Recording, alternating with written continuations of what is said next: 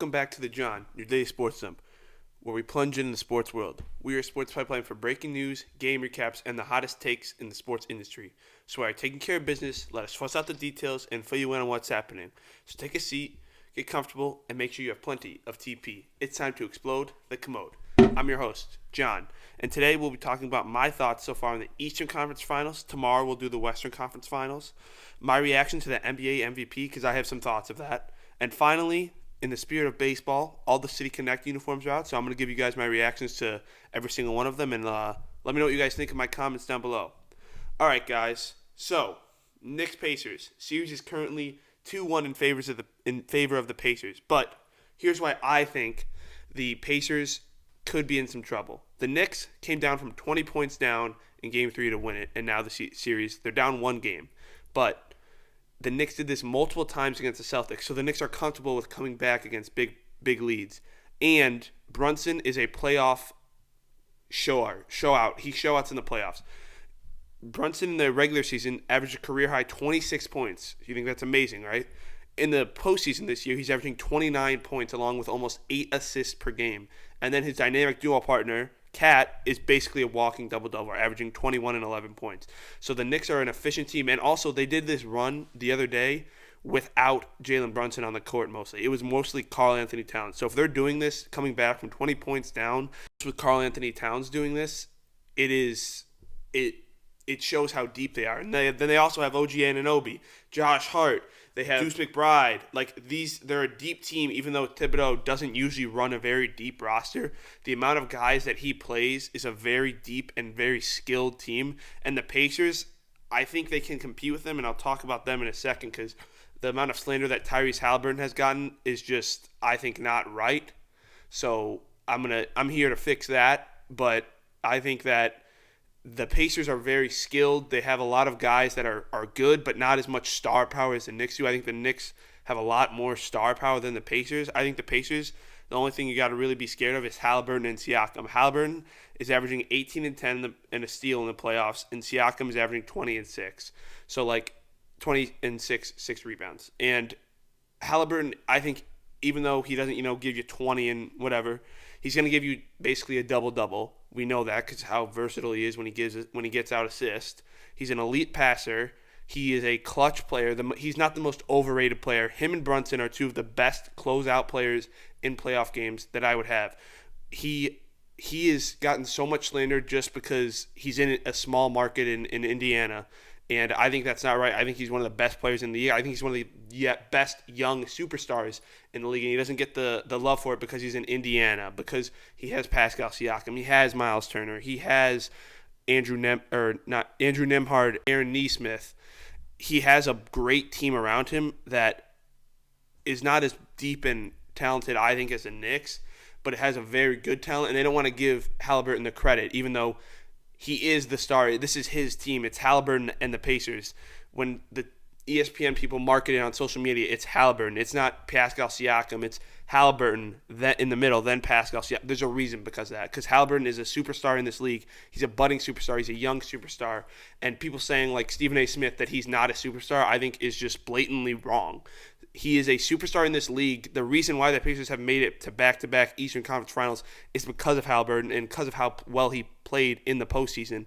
And he plays better in the postseason. He averages more assists in the postseason than he does in the regular season, especially this year. So I think this year, especially, Halliburton has kind of shown. And then, that big three that he hit in Game 1 in the Garden has shown that he is a elite scorer and elite player in this league, and I feel like he's not getting the respect he deserves. But in the end of this sort of topic, I just think the Knicks have too much, and I think the Knicks are comfortable with coming back from big deficits. We saw that in Game 3. We've seen that in the Celtics series, and we have seen that the Knicks have come back from these, whereas the Pacers, they started to crumble. So that's the thing is I'm not comfortable with the Pacers, especially if they go up against the Thunder or the T-Wolves, which we'll talk about tomorrow. I can't see them beating them. I think the Knicks are just more talented. And I think this is finally the year the Knicks break the curse and go to the chip. I don't think they win. I don't think nobody beats the Thunder, and I'll talk about that later. But speaking of the Thunder, The NBA MVP was announced, and it was Shai Gilgeous-Alexander. Now, you guys have known, I've come out on this podcast, and I've said I think Jokic is the MVP. And I thought he was the whole year, and I stand by that. I still think he's the best player in basketball. Multiple people that I've talked to in the basketball realm of my friends, some of my college basketball buddies, all of them have said Nikola Jokic is the best player in basketball. Isn't that what the MVP is? Yes, but somehow we're giving it to a dude who, Shai, here are his statistics. Averaged 32.7 points, which is first in the NBA. Okay, respectable. Rebounds, 5. He's a point guard. I'm not going to really not shoot him down for that. He only had 5 rebounds, whatever. Assist, 6.4. He's a point guard, and that's 14th in the league. He should be averaging, that's a good amount of assist. And then the big one that is really, you don't need to be a point guard, or his field goal percentage. He shot 51%, basically 52% from the field, which is very respectable, 21st in the league. Now, let's compare it to Jokic. Jokic in points, 29.6, third. Jokic in rebounds, third, 12.7. Assist, second, 10.2. Field goal percentage, 57.6. He's shooting 6% better from the field. And another point that I want to make, if you take SGA off the Thunder, what are they? They are still a very, I would say, 4 to 5 seed. They're not a 1 seed because SGA makes them that next level, next tier. But they are a 4 to 5 seed if SGA is not on the Thunder. If Jokic is not on the Nuggets, they are not a playoff team. We know Jamal Murray, or at least I know, Jamal Murray is not a number 1 weapon in this league. Jamal Murray is a very good number 2, and I also think he got blessed with playing with the best player in basketball. Also, Jokic is the 3rd player ever to average a triple-double. You want to know what the other players have done? Russ won the MVP. Oscar Robertson won the MVP. Do you want to know why Jokic didn't win it? Because of voters' fatigue. If you are the best player in the league, which is what Jokic was, and by the statistics back all this up. The only thing that SGA has on him is points. And even then, Jokic is almost averaging 30. I don't understand how Shai won this. Not only was it kind of a landslide vote, the fact that Jokic would have won it in any other year if he didn't win it 3 times before that. That's the thing that I don't like about the NBA and this MVP voting system is they're going to give it to the best player on the best team, especially when it comes to something like this where it's like SGA has been kind of budding for the MVP the past 3 years, and they finally gave it to him this year, even though this year I don't think he deserved it. Yes, we saw just yesterday he had a 40-point, 10 rebounds, almost 9, and 40 points, 10 rebounds, 9 assists, almost a 40-point triple-double against the Wolves coming back from a 40-point loss the game prior. But still, you can't take that to blame Jokic. Jokic's team is not as deep and as talented as the Thunder, and we know this.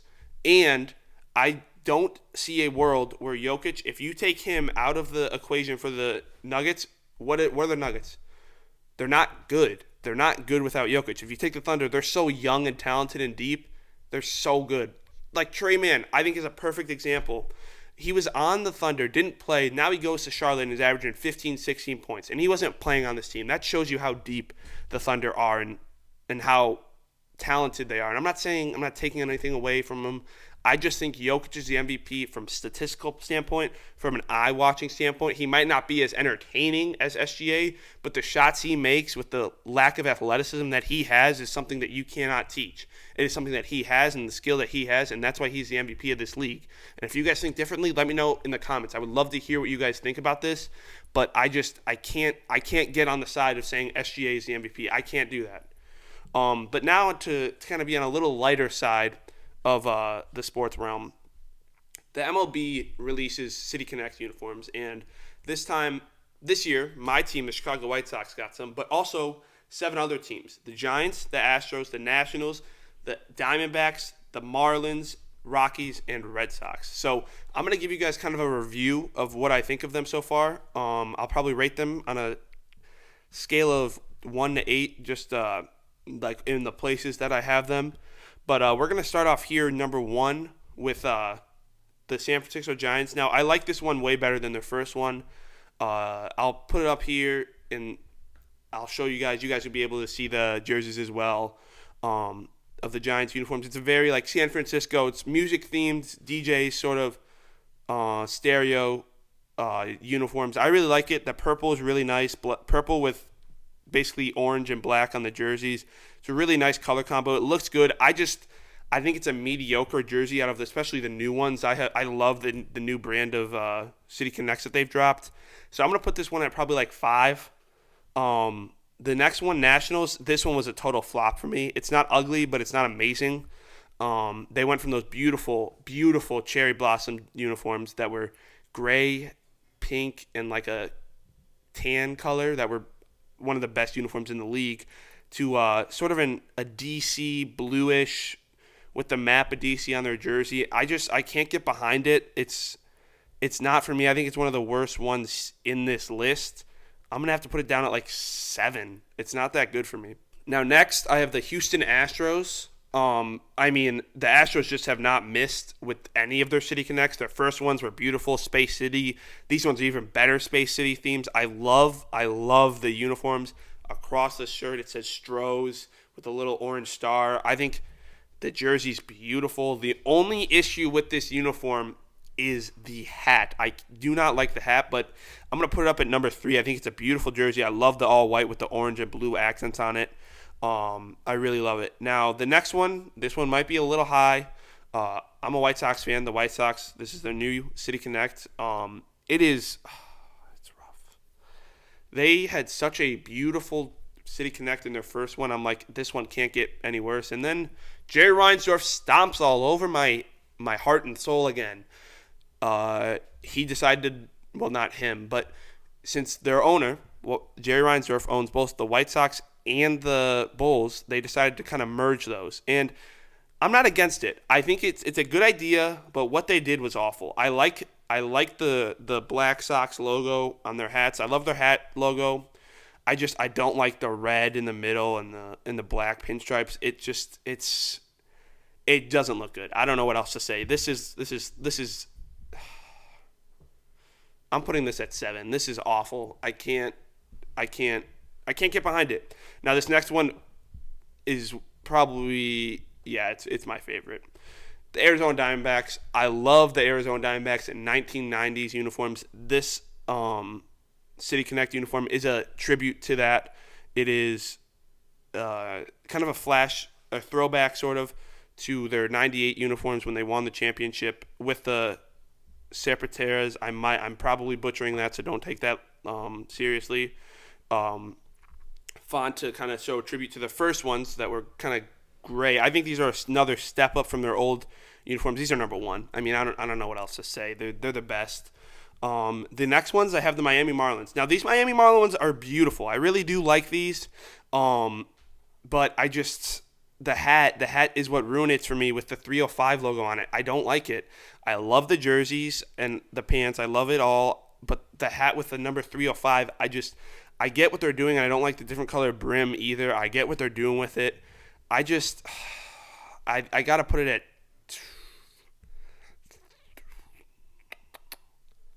I don't know. I'll put it at 4.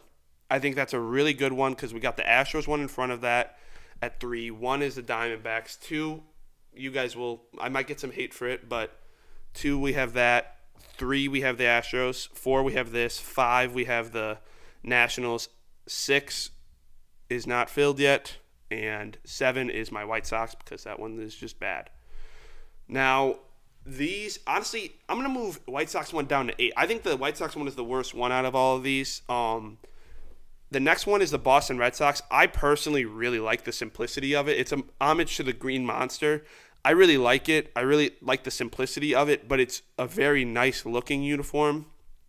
I love the yellow on the front with the Red Sox logo on the white Red Sox font in the Fenway Park. I really love it. I think that one's got to be 7 then, because this next one is my favorite one. It's number 1. Well, no, sorry, number 2, not number 1. The Colorado Rockies one is definitely my favorite of these, or second favorite of these City Connects. A lot of people don't like the different of the blue, orange, pink, red. There's too many colors. I personally really like it. I love the logos on their hats and helmets. I love the purple, the orange, the pink. It looks beautiful. They're paying an homage to the Rocky Mountain sort of sunrise idea of it, and I really like it. I really like it a lot. I think it's a beautiful uniform, and a lot of people don't like them, but I don't know why. I think they're beautiful. But, yeah, I just think overall it's one of the better ones. So my top 3 to wrap it up are the Astros at 3, not the Diamondbacks. The Diamondbacks are 1. The Colorado Rockies at 2, and the Arizona Diamondbacks at 3. So let me know what you guys think about that one in the comments down below. Do you think I ranked the Rockies too high, or do you think any that I ranked too low?